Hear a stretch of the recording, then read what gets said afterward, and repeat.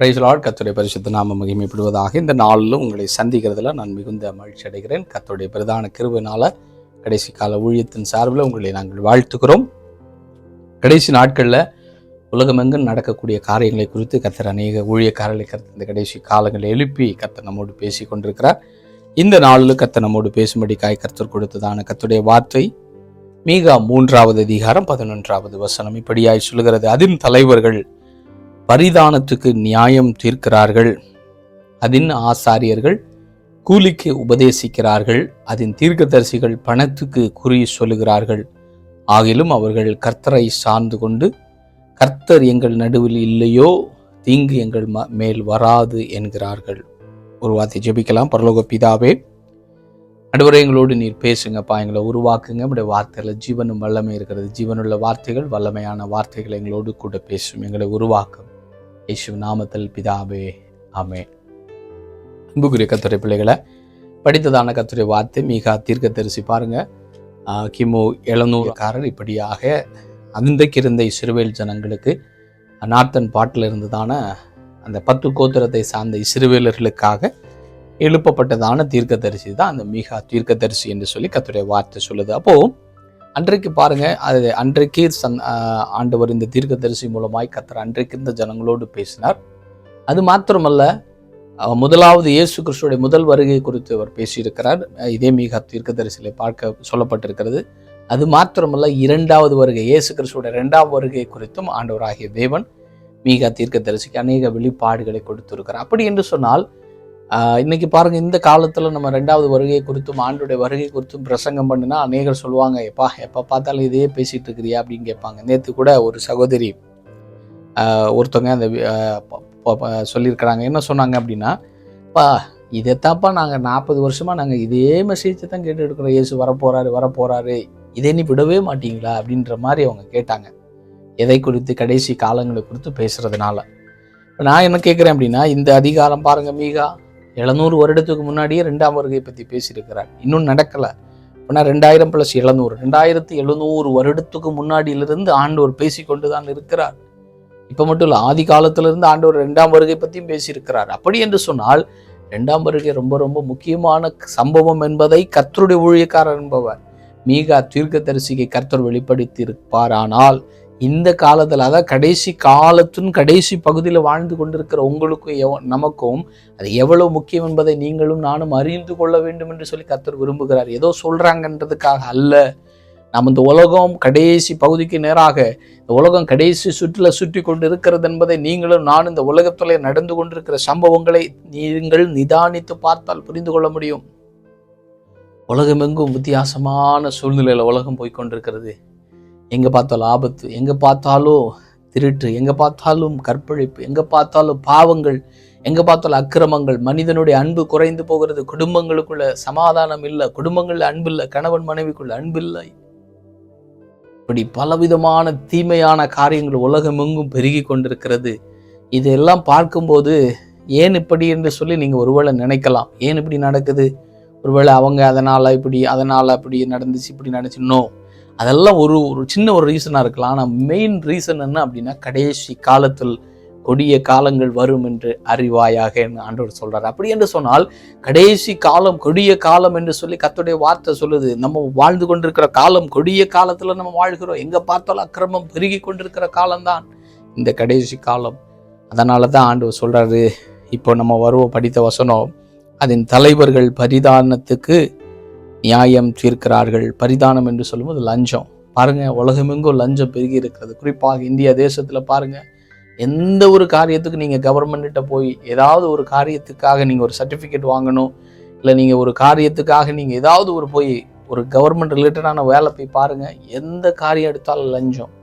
நம்முடைய தமிழ்நாடு மாத்திரமல்ல, இந்தியாவில் பல மாநிலங்களிலும் லஞ்சம் இன்னைக்கு தலைவிரி தாடி கொண்டிருக்கிறது. அதுதான் ஆண்டவர் சொல்றாரு, கடைசி காலத்தில் தலைவர்கள் என்ன செய்வார்களாம்? பரிதானத்துக்காக நியாயம் விசாரிப்பார்கள், நியாயம் தீர்க்கிறாங்க. பணம் வாங்கி என்ன செய்கிறாங்க? அவங்களுக்கு சப்போர்ட்டிவாக நின்று நியாயத்தை புரட்டுகிற காலம்தான் அந்த கடைசி காலம். 1. 2வது, அதன் ஆசாரியர்கள் கூலிக்கு உபதேசிக்கிறார்கள். ஆசாரியர்கள் என்று சொல்லும்போது பழைய ஏற்பாட்டில் ஆசாரியர்கள், புதிய ஏற்பாட்டில் ஆசாரிய ஊழியம் செய்கிறவர்கள் யார் என்று சொன்னால் போதகர்கள், சபை போதகர்கள், கர்த்தருடைய ஊழியக்காரர்கள். அவர்கள் என்ன செய்கிறார்களாம்? அதன் ஆசாரியர்கள் கூலிக்கு உபதேசிக்கிறார்கள். கூலிக்குன்னா பணத்துக்காக, கூலிக்காக, உண்மையான பாரத்தோடு அல்ல. உண்மையான ஆண்டவர் மேல இருக்கிற பாரத்தோடும் ஆத்துமாக்கள் அழிந்து போய்விடக்கூடாது, அவர்கள் நரகம் போய்விடக்கூடாது என்கிறதான அந்த ஏக்கத்திலும் இன்னைக்கு நிறைய பேர் ஊழியத்துக்கு வரவில்லை. இன்னைக்கு எதற்காக நிறைய ஆசாரியர்கள் என்று சொல்லக்கூடிய போதகர்கள் எழும்பி இருக்கிறார்கள்? எதற்காக? கூலிக்காக, பணத்திற்காக. வேலை வாய்ப்பு வேற ஒன்றிலும் இல்லை, ஊழியம் பண்ணா பிழைச்சிக்கலான்னு சொல்லி நிறைய பேர் இன்னைக்கு மாறிக்கொண்டிருக்கிறார்கள். அவர்கள் தேவனிடத்திலும் அன்பு கிடையாது, ஜனங்கள் மேல அன்பு இல்லை. இப்படிப்பட்டவர்கள் இந்த கடைசி காலத்துல பெருகி கொண்டு தான் இருப்பார்கள். உங்களுக்கு முன்னாடி, நமக்கு முன்னாடி இந்த உலகத்துல இப்படிப்பட்ட ஊழியங்களும் பலர் பெருகி கொண்டு தான் இருக்கு. உலகமெங்கும் இருக்கிறது, ஈவன் இந்தியாவிலும் இருக்கத்தான் செய்கிறது. அன்புக்குரிய கர்த்தருடைய பிள்ளைகளை, நீங்களும் நானும் போகிற சபையில ஊழியக்காரர் கூலிக்கு ஊழியம் பண்றாரா? கூலிக்காக ஆசாரிய ஊழியத்தை பண்ணுகிறாங்களா? பணத்துக்காக உபதேசம் பண்ணுகிறார்களா என்பதை நிதானித்து பார்க்கணும்னு சொல்லி கர்த்தர் விரும்புகிறார். மூன்றாவது காரியம், அதன் தீர்க்கதரிசிகள் பணத்துக்கு குறி சொல்லுகிறார்கள். பாருங்க, இன்னைக்கு நிறைய பேர் தீர்க்க தரிசனம் சொல்லுகிறவர்கள் கடைசி காலத்துல உண்மையான தீர்க்கதரிசிகளை கர்த்தர் ஒருபுறம் எழுப்பி கொண்டிருக்கிறார். ஆனால் இன்னொரு புறத்துல கள்ள தீர்க்கதரிசிகளை பணத்திற்காக குறி சொல்லுகிற ஆவியை உடையவர்களா இன்னைக்கு மாறிக்கொண்டிருக்கிறாங்க. யாரு? தீர்க்கதரிசிகள் என்று சொல்லி கர்த்தர் சொல்கிறார். அப்படி என்று சொன்னால் இன்னைக்கு நம்ம அநேகரை பார்க்கிறோம். தீர்க்க தரிசனம் என்கிற பெயர்களில் பலவிதமான காரியங்களை செய்து கொண்டிருக்கிறார்கள். ஆனால் இந்த தீர்க்கதரிசிகள் எதற்காக செய்கிறார்கள்? ஆண்டோடைய வார்த்தை சொல்லுது, பணத்திற்காய் தீர்க்க தரிசனம் உரைக்கிறார்கள். பணத்தின் அவங்களுடைய மெயின் ஃபோக்கஸ் எதா இருக்கும்? பணம் சம்பாதிக்கணும், பங்களா சம்பாதிக்கணும், பெரிய பெரிய காரியங்களை குறித்ததான இந்த உலக பிரகாரமான காரியத்தில் அதிக நாட்டத்தோடு பிரசங்கம் பண்ணுவாங்க. எளிமையாக ஈஸியா நீங்க கண்டுபிடிச்சிடலாம் யார் உண்மையான ஊழியக்காரங்க, யார் உண்மையான தீர்க்கதரிசி, யார் உண்மையான அந்த தீர்க்கதரிசி என்பதை நீங்கள் நிதானித்து பார்த்தால், இன்னைக்கு ஆண்டோட வசனத்தை வைத்து பார்த்தால் நன்றாய் புரிந்து கொள்ள முடியும். ஏனென்று சொன்னால் கள்ள தீர்க்கதரிசி எப்பொழுதுமே உலக காரியங்களையே பேசிக்கொண்டிருப்பான். பொருளாசை நிறைந்தவனாய் இருப்பான்.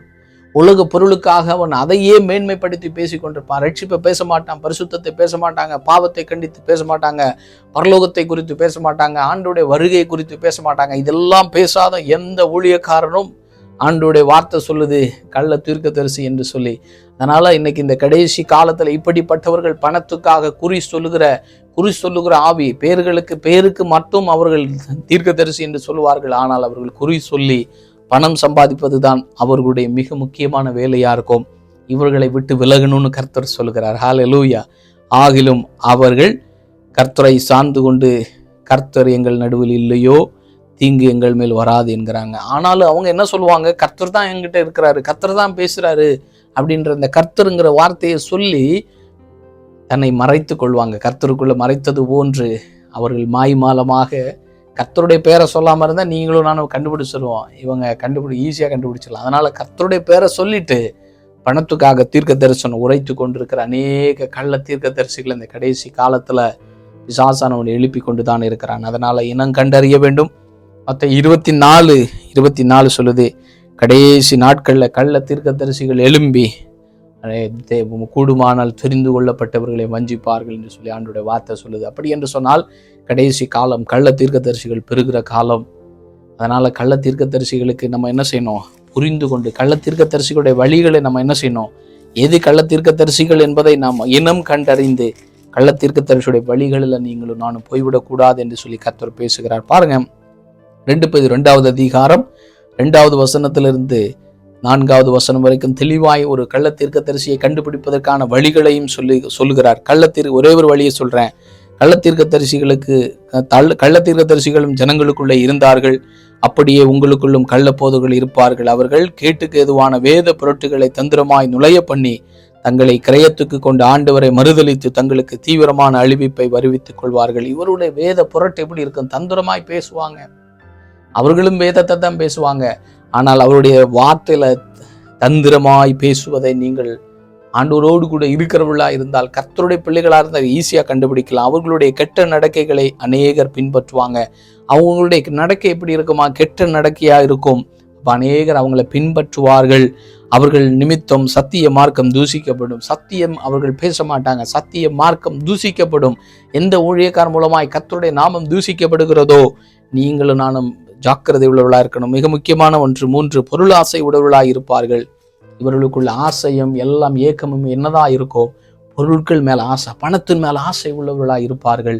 அதனால நீங்க பழகுற ஊழியக்காரங்க பணம் பணம் பணம் பேசுகிறவர்களாக இருப்பார்கள். ஆனால் அப்படிப்பட்ட சபைகளுக்கு போகிறதுல ரொம்ப ஜாக்கிரதையா இருக்கணும். 1. 2வது, பொருளை குறித்து அதிகமான நாட்டமுடைய சபைகளாகட்டும் ஊழியங்களாகட்டும் இவங்களை நீங்க ஃபாலோ பண்ணக்கூடாது. ஏனென்று சொன்னால் உண்மையான ஒரு தீர்க்கதரிசி எப்படி இருப்பாங்க? பைபிள்ல சொல்லப்பட்டிருக்கிறது. யோவான் ஸ்நாபகன் எப்படி இருந்தாரு? சிம்பிளா இருந்தாரு. அவருடைய வாழ்க்கை சிம்பிளான, அதான் உண்மையான தீர்க்கதரிசி. அப்படிதான் இருப்பாங்க. சிம்பிளான வாழ்க்கை வாழ்வார்கள். ஆண்டவருக்காக வைராக்கியமாக இருப்பார்கள். ஆண்டவருடைய வருகை குறித்து பேசுவார்கள். அப்போ அந்த தீர்க்கதரிசி யோவான் ஸ்நாபகன் எதை பேசினார்? முதல் வருகை குறித்து அவர் தெளிவாய் தீர்க்கமாய் பேசினார். யாரை பார்த்து முகஸ்துதி பேசல, அவ்வளவு தைரியமாய் பேசினார். அப்படிப்பட்டவர்கள் தான் உண்மையான தீர்க்கதரிசிகள்.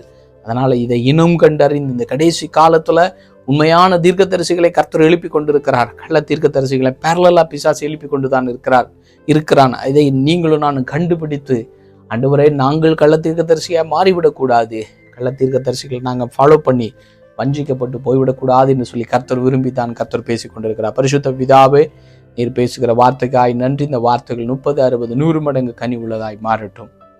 உடைய வருகைக்காய் எங்களை ஆயத்தப்படுத்தும். இயேசு நாமத்தில் பிதாவே, ஆமேன், ஆமேன்.